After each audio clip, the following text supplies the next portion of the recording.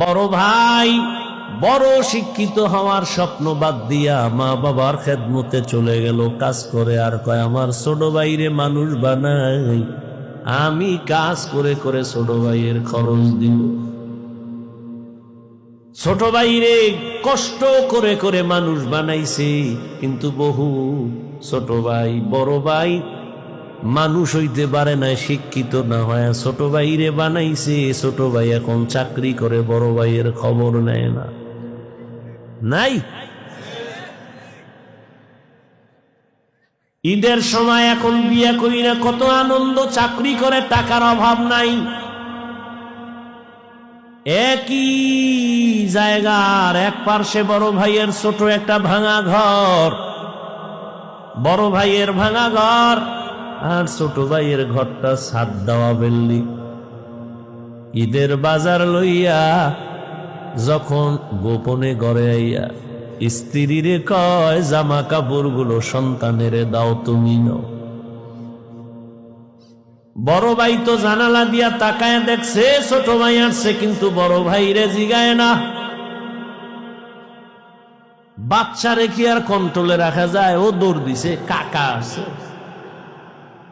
দৌড়াইয়া গিয়া দেখে ওর চাচতো ভাই নতুন জামা পইরা কত আনন্দ করে। ও একটা দৌড় দিয়া কয়, আব্বু আমারে জামা দিবা কবে? বাবা এই কথা শুইনা চোখের পানি ছেড়ে কান্না করে, আর বুকে জড়ায় কয়, বাবা কাঁদিস না, আল্লাহ যেদিন তৌফিক দিবে সেদিন তোরে জামা কাপড় দিবে।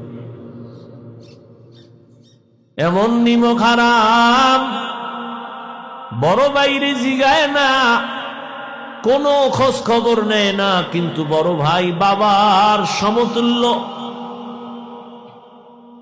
এত দূরে দূরে রাখে বড় ভাইরে ছোট ভাই। হঠাৎ করে রাতে 3টায় টেলিফোন আসছে। কে তুমি? বলে, ভাইয়া আমি তোমার ছোট ভাই। এই রাত্রে কেন ফোন? আমারে চৌরাস্তায় একদল গুন্ডারা আমারে ধরছে। বড় ভাই কাঁচা ঘুমের মধ্যে একটা লাফ দিয়ে দৌড় দিছে, আয় দাঁড়া আমি আসতেছি।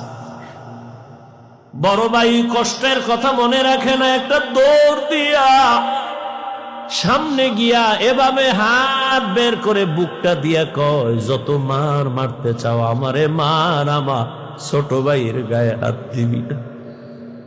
কারণ ওর প্রস্রাব আমি গায়ে লাগাইছি, ওর প্রস্রাব আমি গায়ে লাগাই ওরে বড় বানাইছি, না খাইয়া ওরে খাওয়াইছি। আমারে মার, ওরে মারবি না।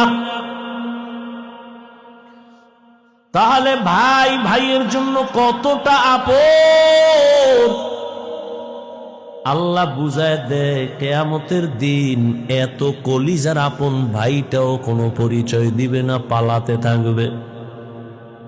তাহলে মা বাবা তো আরো দূরে।